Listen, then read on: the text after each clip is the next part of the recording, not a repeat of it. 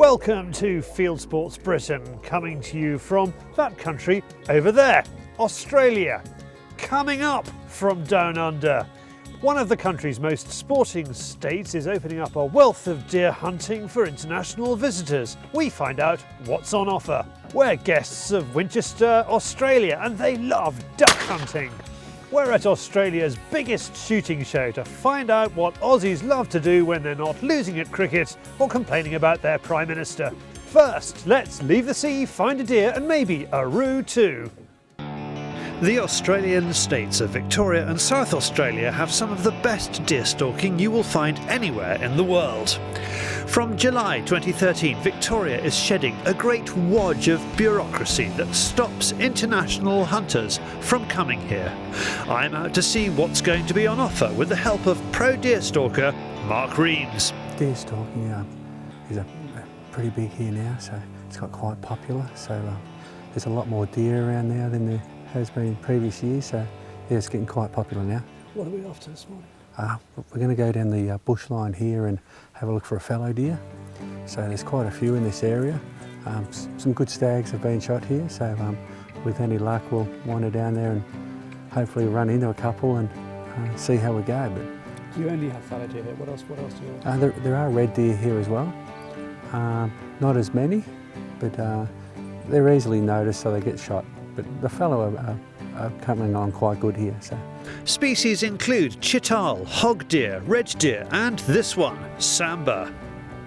One of the 8 deer species is fallow. Mark filmed this old boy during the rut, which takes place in April. It wasn't long before Mark came back. This is a sportsman's paradise. Now, a fallow herd can be tough to get near to, with so many eyes alert for danger. We've got some deer just over the rise here, about 300 yards down. So I think what we'll do, Charles, is we might get back into the bush line here, creep down very quietly and see if we can't, we'll have a look, see if there's a trophy animal here. If not, we're going to proceed, see if we can get a nice eating one or something like that. In Australian rules deer hunting, they employ an Aussie early alert system. Not only are we trying to outwit the deer, but the marsupials are keen to sound the alert if things aren't right. A happy kangaroo means happy deer, so that means we have to head into the bush and work around. There's about 50 odd kangaroos down there, so that's, we've got, plus the deer, 50 or 60 sets of eyes watching out for us. So we'll sneak up through the cover as quiet as we can and see how we go. We don't want them to get the bounce on us. The bounce. We have to be silent. However, we are in a gum tree wood, and gum trees like to keep down the competition by occasionally bursting into flames. They create that effect by shedding dry bark and branches and waiting for someone to drop a cigarette in the wrong place during the dry season. It means we're walking on what is effectively kindling. Still, what do I know about the natural environment? We hear this, which I identify as this. And Mark confirms is this. It was a koala. He's calling out for his girlfriends. Despite the wildlife of the Pacific Rim conspiring against us, we managed to get into position. But they haven't invented a bullet that passes accurately through eucalyptus, so Mark says we have to move one dry tree trunk nearer. And that's our mistake. We trip the kangaroo security beam, and they're off, taking the deer with them. So nothing mucks up your morning stalking like kangaroos do. So can you come and hunt deer here? Yes, you can. All the deer species are introduced from somewhere. None are A-grade Australian wildlife, so stalking them is something the government encourages. So we're trying to open and grow that market, and we really encourage people to come to this country and take advantage, particularly of our wonderful game resources in Victoria. Basically, Victoria is open for business as far as hunting is concerned. Open for business. We'd love to see any international visitor here. Lots of Australians go overseas. We'd like to see that come the other way as well. Like South Africa and the springbok, Ireland and the red stag, and the Bahamas and the blue marlin, Australia belongs to a long list of countries around the world that hunts its national symbol.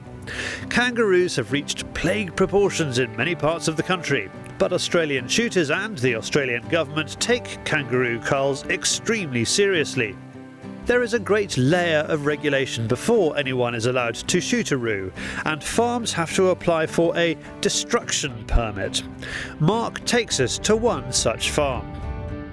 It's not long before a mob of kangaroos cross our path, and we drop one where it stands using Zoa's new 101 in 3006. There are an awful lot of good animals, aren't there? Kangaroos, yes, especially now in the southern parts of Australia. The southern grey kangaroo, due to the farmers opening up all the countryside and everything, their numbers have exploded. Now the government issues permits to have them shot, otherwise they just eat all the food and they die in mass numbers. So now they shoot them under the permit system.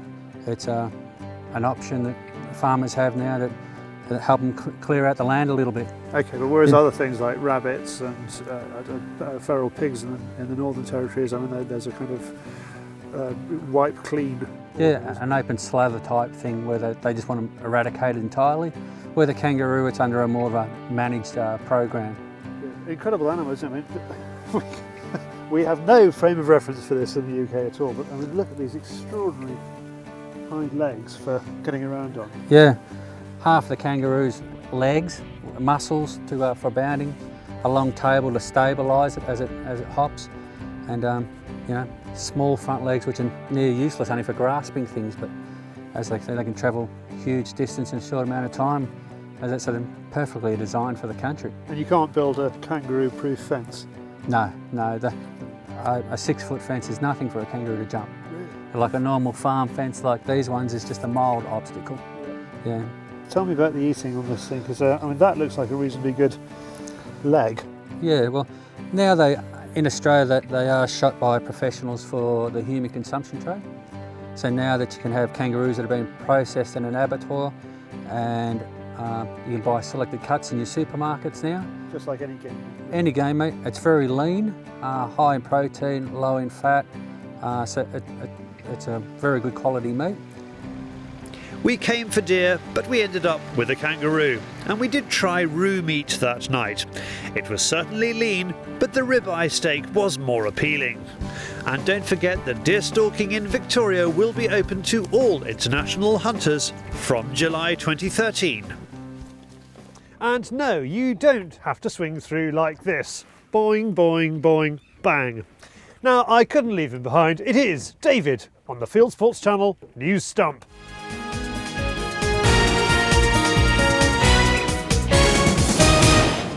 This is Fieldsports Britain News. You heard it here first. Australia is open for hunting business. But the new laws coming in July are not just about encouraging foreigners to hunt. The state of Victoria has brought in a raft of, no, not laws, but relaxation of laws, encouraging kids aged 12 to 17 to go hunting, extending the red deer season from 2 months to the whole year, and allowing the use of terriers while you're out hunting. Follow the link on the screen for more. An accident in South Australia is the reason sport hunting should be banned across the country, say anti-hunting groups. A man carrying out a cull of feral goats was shot in the ankle. New South Wales opposition environment spokesman Luke Foley says the accident is further confirmation of the dangers of allowing amateur hunters in national parks.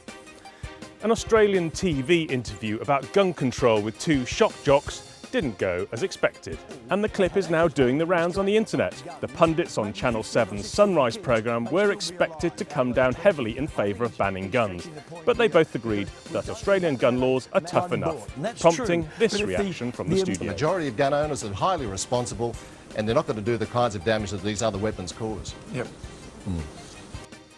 Australia is to get a new angling attraction. The museum has been developed in a historic house at Evandale near Launceston and covers the history of fly fishing across 3 states. Trout were first introduced to Tasmania in the 1860s.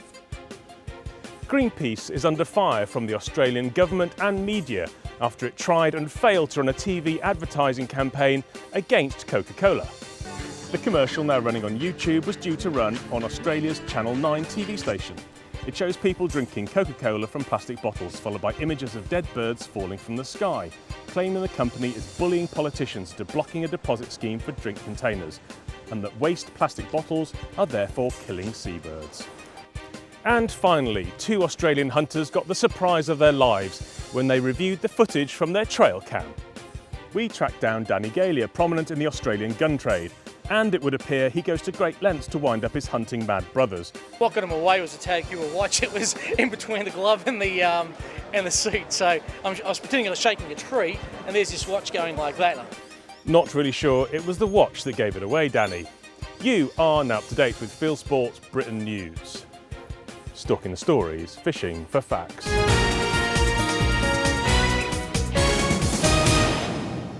Thank you, David. Now, just one Hello Charlie this week. Thanks to everybody else who sent one in. We'll run them next week.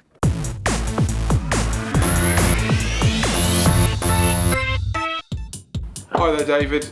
It's nice Hello Charlie, isn't it? Yeah. Hello Charlie, I'm over here in Australia. No, I'm not actually. I'm sitting here with Roy because you've left us behind. And we're sitting here having to console ourselves by eating lemon drizzle cake. I'm just really upset. I was just looking at this map of Australia thinking about all the lovely times that we could have been having over there. Even an invitation would have been something, wouldn't it? You know, just the thought would have been lovely, but no. Yeah, thanks. I didn't even know you were gone. Just by the time my parents dropped me off at boarding school, I was just left there wondering what was going on. Didn't even say goodbye. Where's Crow? If you've got Crow with us... Is he out there in his budgie smugglers?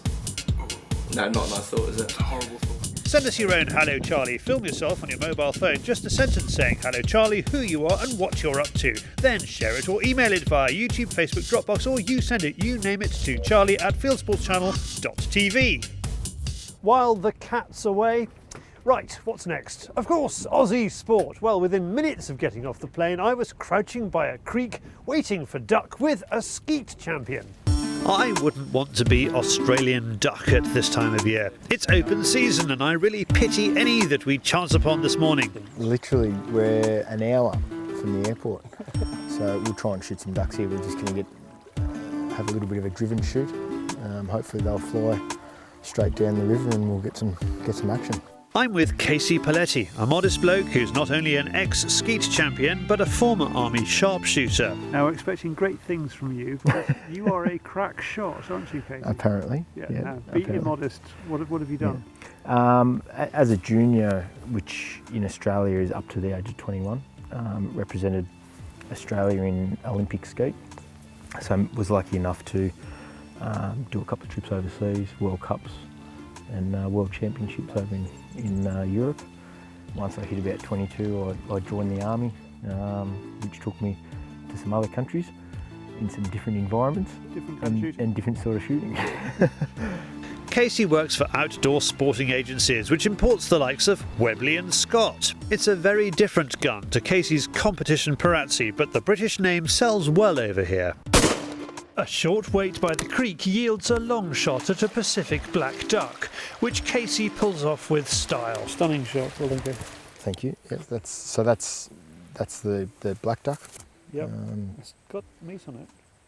Yeah, they're actually not bad eating. These ones, quite a nice bird to eat. And it's about the same size as one of our mallard. Mm-hmm. And this is a drake, yeah? That's a drake. So the scoreboard's ticking over. We're out for a duck. All right, beautiful. See if we can get some more. We've got more duck shooting later in the programme. Now we're here to find out what this country's got to offer, and one of the best places to do that is the biggest shooting show in Australia. It's ShotExpo in Melbourne.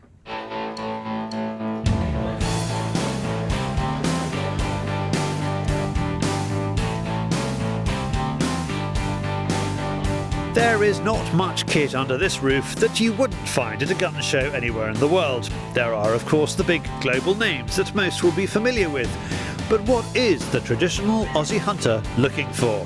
Yeah, it all depends on what section that you're in, what states you're in, to determine what calibre, because obviously you've got pigs, you've got deer, you've got kangaroos, foxes, so forth. Yeah. We occasionally hear about things like duck hunting bans in New South Wales and, you know, gun bans and things like that.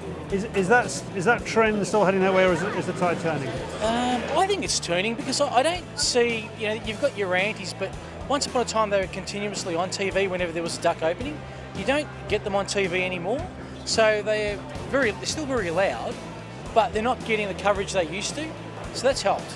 The Australian hunting community is not without its problems. To try and meet what they call the extreme greens on a parliamentary playing field, shooters and fishers created a new party that's now on the political radar. The reality is that Greens, certainly in the Australian context, don't represent anything green. What they basically are is communists and centralists and control artists. And what they think they can do is just influence the shutdown of almost everything in the country, and the country-oriented industries like forestry, agriculture. They want to control all the water, all this sort of stuff. Now, if you joined the Shooters and Fishers party at the show, you got a free fox whistle. So let's see if I can get a tune out of this thing. It's almost like this. That bit further into your mouth, bit further in, too hard. Grip it with your lips, not your teeth. Oh, getting there. Getting there, yeah. Now more like this. Too hard. Slow down. Oh, fabulous. Thank you very much. These calls are amazing. Across the way from the Shooters and Fishers is a chap who's also leading the charge. Incredibly, there's been no hunting screened on Aussie TV. Rob Fickling has had to fight to get on the billing with his new series, Beyond the Divide. My show focuses on the real adventure side of the hunts, the big wilderness, backcountry kind of experiences, and all the background stuff that hunting, that's really that grassroots level of being out there with your mates, the scenery and those special experiences you have in the bush. Lovely. We got Australian viewers, so tell me, do the plug, when and where are you on? The best thing is that for viewers, check out beyondthedivide.com.au where they can see the screening times, and we've got 6 to go in the series, and it's been received with rapturous applause around the country and so much great feedback, so we look forward to moving forward and take it into series 2.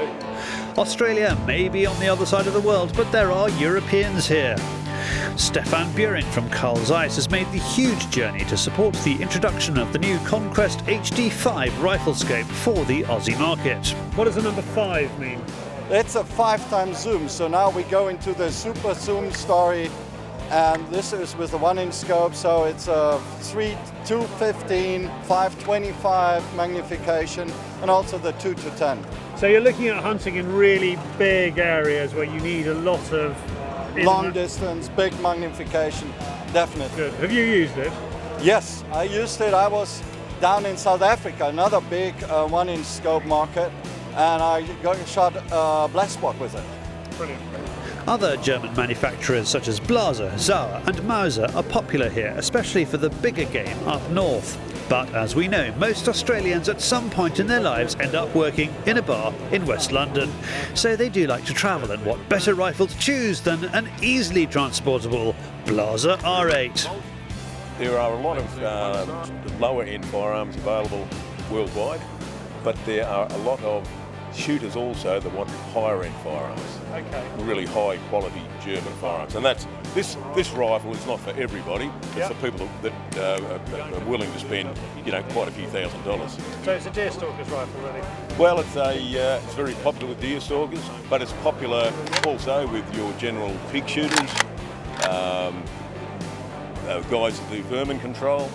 It's a very popular sporting hunting rifle in general. And it's not just Blaser that gives you that go-anywhere ability. Mauser can also become poacher's pocket-sized. I think whatever Mauser has a very strong brand name, where everybody knows Mauser. And I think whatever, if it comes, the Mauser brand name comes into play. Everybody thinks about whatever dangerous game hunting in Africa, reliable all-steel construction rifles, and this is what we're doing. Okay, well, you don't have much dangerous game here, do you? No, of course not. But of course, also the guys, whatever, they're not hunting dangerous game. They want to have all-steel constructed, reliable hunting rifles. Judging by the numbers, the show is a great success, and thank you to all of you who came up to say hello to the couple of jet-lagged pommies wandering around with the camera. Another big Aussie passion is duck hunting, and for a few short months every year, normally dedicated, responsible, reliable members of society turn into big galahs and go off in their quest for duck.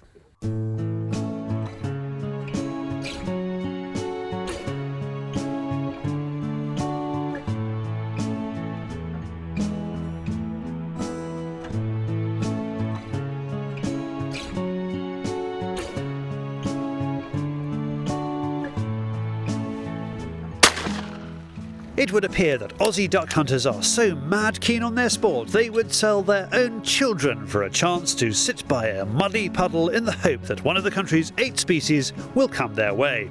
This morning we've been invited out by Glenn from Winchester, Australia to one of his favourite spots with his mates the 2 Pauls, who are equal duck nuts. Well, it's a tiny little pond, but we're lucky enough that we're near a river system very nearby and some large water pondage that's nearby, which is holding good birds. So they tend to be coming in, getting stirred off the rivers and things as people move about. There's a lot of trout fishing in the area, so we're hopeful that some will get stirred off. They are all browning and Winchestered up. Glenn has been developing his own duck load specifically for Australia, but until the trials are complete, he's more than happy to load his over and under with Blindside, a cartridge we first came across at the SHOT Show in Las Vegas.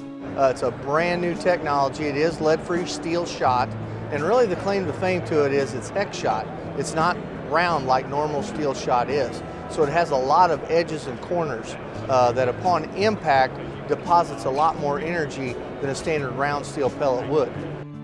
Back to the chilly morning sport, and as the light levels lift, finally we say go, and each gun drops a bird as we are on the first mob.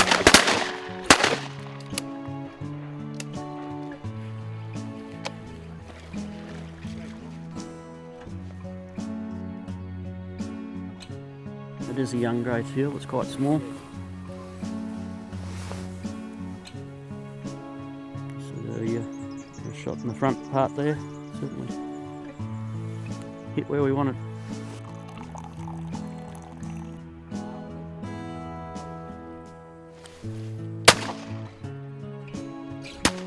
It's a bit of a wait, but another mob arrives and Paul's lab does her stuff. All 3 friends are dedicated shots, but one of the Pauls has twice represented his country at the Olympics, as well as being an accomplished duck caller. I'll give you a black duck.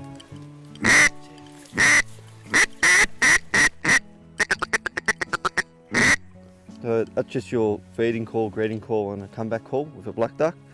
That one there, that's a Hadel's call as well. Very good for man and duck. You've learned to play them like a musical instrument, haven't you? Oh, over time, yeah. There actually is a lot of blokes that are a lot better than me, but the more you do it, the better you get, I guess. So if you get another big flood here in Victoria, you'll give up on Rio? Hard to say.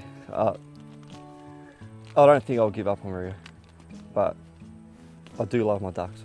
Then the curse of the camera strikes. Remember how we wouldn't let them shoot in case they reached 10 birds each before it was fully light? To Glenn's disappointment, the ducks don't come back in the numbers he'd hoped for. There's nothing better than some fresh birds that have been shot as we've done this morning. Straight onto the pan after the hunt. Look, I enjoy many different ways of cooking the duck that we harvest. Take it home and use a number of different recipes, but I don't mind doing this either. It's a very nice way to fill the tummy when you've had a nice cold morning like we've had. It's the first time all season the guys have not shot their permitted bag. But there is enough for breakfast, or should that be bush tuckerfast? Duck commanders eat your heart out. Next, hunting YouTube with a strong sense of the outback about it.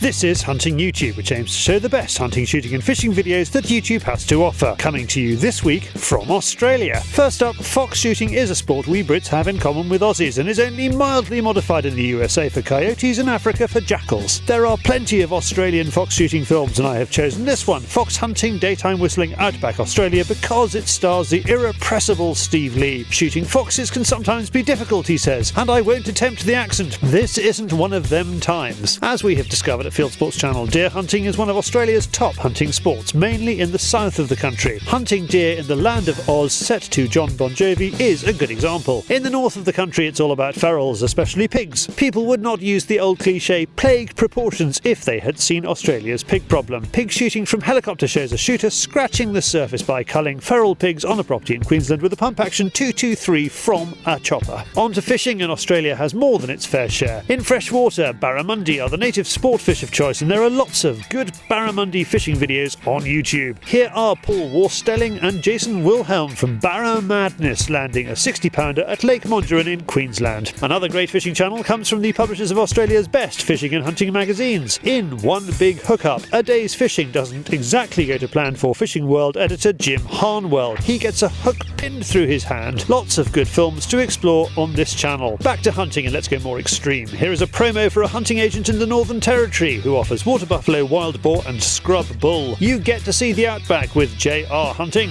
Hard as Nails contains, as the title predicts, hunting violence. Ryan's dog is called Nails, and you find out why when he is put to work on the pigs at a cattle station. And finally, bow hunting is a big sport in Australia. For no better reason than you can do it, I have picked this video of someone hunting a bull camel with a bow. Camels? Yup. There are more than 2 million wild camels in Australia. They are a grade 1 pest, competing with native wildlife, especially for water. You can click on any of these films to watch them. If you have a YouTube film, and it doesn't have to be Australian, you would like us to pop into the weekly top 8, send it in via YouTube or email me the link, charlie@fieldsportschannel.tv. Well, that's it for Australian Rules Fieldsports Britain. And here are a couple of facts for you. They don't drink Fosters. And did you know that cockatoos live until they're 80 to 100 years old? Well, we're back next week when we'll be coming to you from this very boat. And if you're watching this on YouTube, please don't hesitate to hit the subscribe button that's somewhere around the outside of the screen, or go to our webpage, fieldsportschannel.tv, where you can click to like us on Facebook or follow us on Twitter. This has been Fieldsports Britain.